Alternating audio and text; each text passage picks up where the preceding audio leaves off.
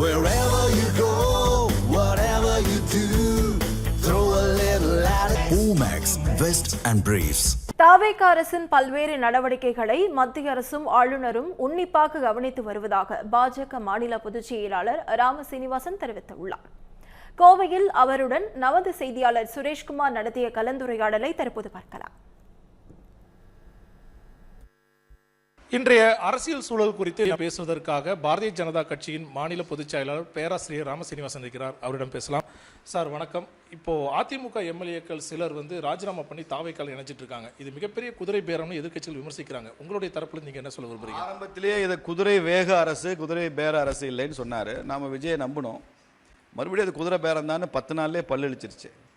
தேவையே இல்லை. சட்டமன்றத்தில் பெரும்பான்மையை நிரூபித்த பிறகு இந்த ஆட்சிக்கு ஒரு ஸ்திரத்தன்மை, ஸ்டெபிலிட்டி வந்த பிறகு அதற்கப்புறம் எதிர்கட்சி எம்எல்ஏக்களை ஒரு 4 பேரை ராஜினாமா பண்ண சொல்லி கட்சியில் சேர்த்து இவர் ஒரு இடைத்தேர்தலை உருவாக்குறார். திருச்சி கிழக்கில் தேர்தல் வரப்போகுது. ஏன்னா அதை வேக்கண்ட்டுன்னு அறிவிச்சிட்டாங்க தேர்தல் கமிஷன்.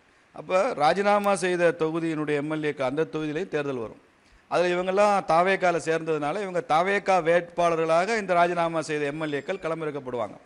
அன்னைக்கு இருக்கிற இவங்களது அரசாங்க பலம், அன்னைக்கு அவங்களுக்கு புதுசாக சேர்ந்து விட்ட பணபலத்தில் அவங்க நிச்சயமாக ஜெயிப்பாங்க நம்பி அந்த களம் இறக்குறாங்க.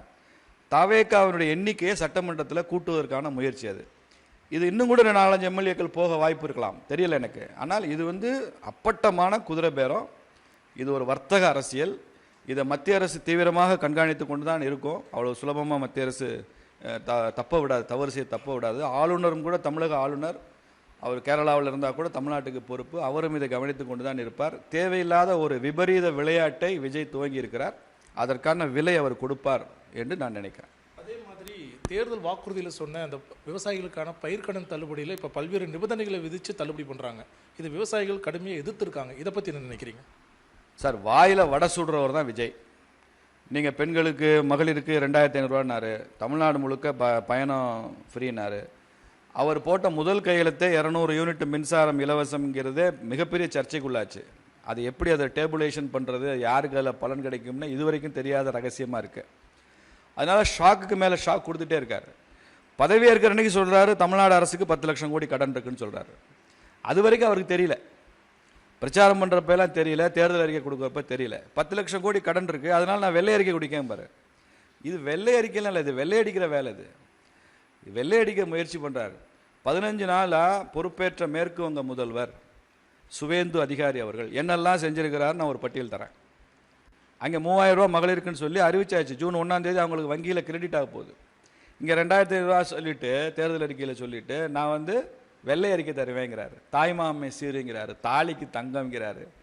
தாலிக்கு வெங்காயம் கூட கிடைக்க போகிறதில்ல விஜய் ஆட்சியில். எங்கிட்ட தாலிக்கு தங்கம் கிடைக்கும்? வாய்ப்பே இல்லை.